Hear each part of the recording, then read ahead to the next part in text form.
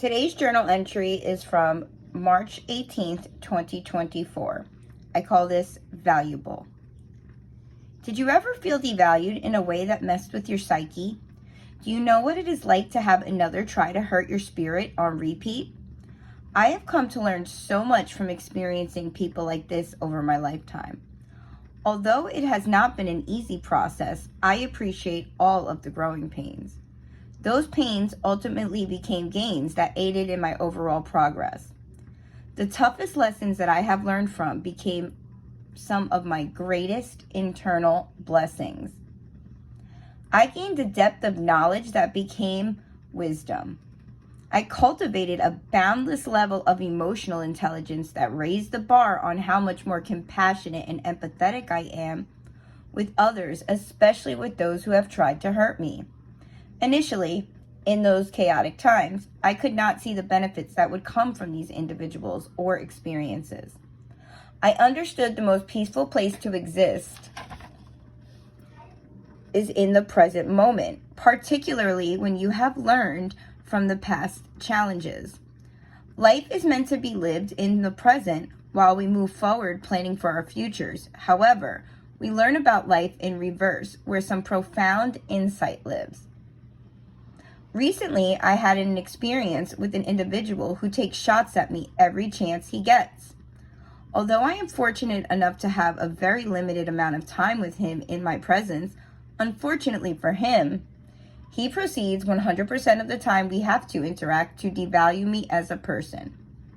I truly have never encountered someone so hurt and fragile that they allow their overinflated ego to lead 100% of the time.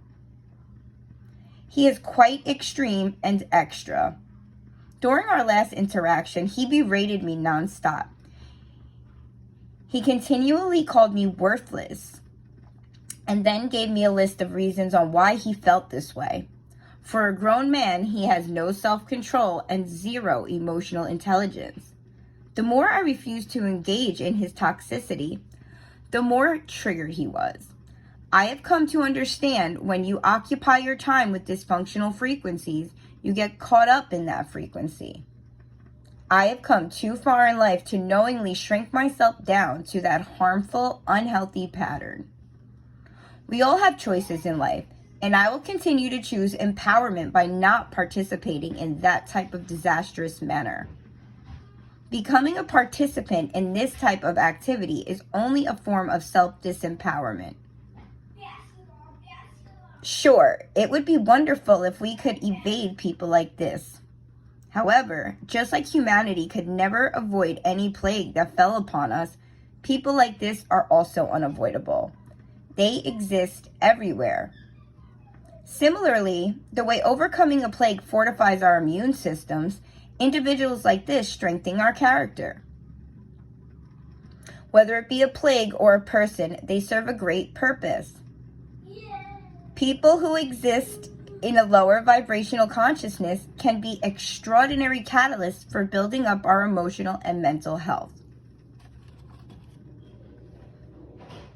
In the process of them lowering their frequency, we raise ours every time we do not engage and stand in our power. They unknowingly add much more value to our lives when they believe they are doing the opposite. They teach us how not to treat others. They teach us who we do not want to be. They teach us what unacceptable behavior looks like. They teach us the importance of boundaries. They teach us how crucial self-awareness is. All of these lessons do is showcase what a healthy sense of self-love looks like when we witness what it does not look like through another's ornery behavior. Anyone who acts out of a lower vibration will never, ever feel good. Never personalize their negative emotions.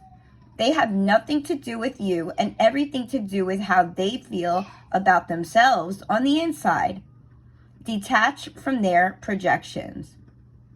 Those in a higher vibration will always do their best to encourage, inspire, and uplift others.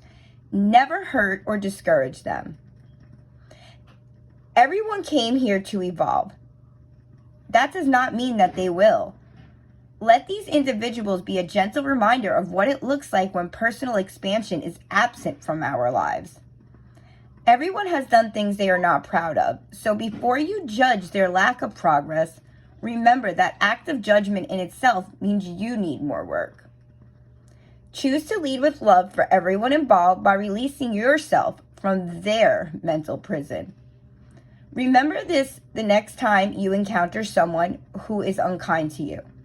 They are simply a reflection of what it looks like if we choose to recycle and repeat the same self-destructive patterns. I know in that moment of distress, it may cause you affliction, but you can always turn it around for your greater good. Life's adversities create diverse opportunities for your greatest transformation. Besides, anyone or anything that wears on your nerves polishes up your soul, and that will always be a victory.